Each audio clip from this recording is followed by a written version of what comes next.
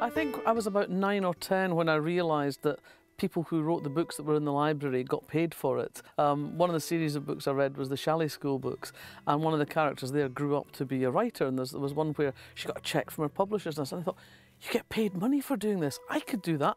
I can make things up. I can tell lies. So that was that. That was the point where I decided that was what I wanted to be. My career started quite slowly, as a lot of writers did in those days.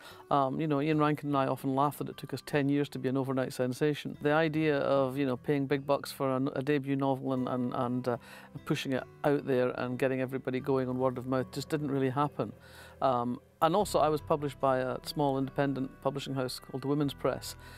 It was a paperback original, and back in 1987 nobody reviewed paperbacks. The literary pages of the newspapers just ignored paperbacks altogether. So my book was in essence published to a resounding silence. I've had a very untraumatic life. You know, I did not have a miserable, horrible childhood. I was not abused. I've not been a victim of violence or any kind of abuse of that sort. So I really don't know where it comes from, but I think from a very early age I started reading Agatha Christie.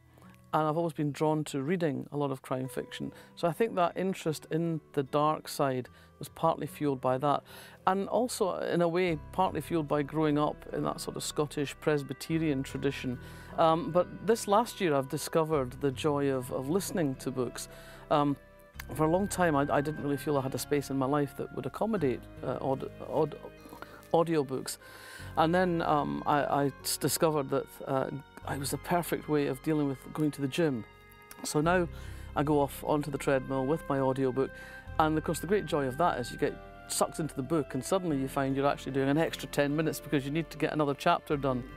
And so now when I'm walking about the city and when I'm down at the gym, that's what I do. I have the book in my ears.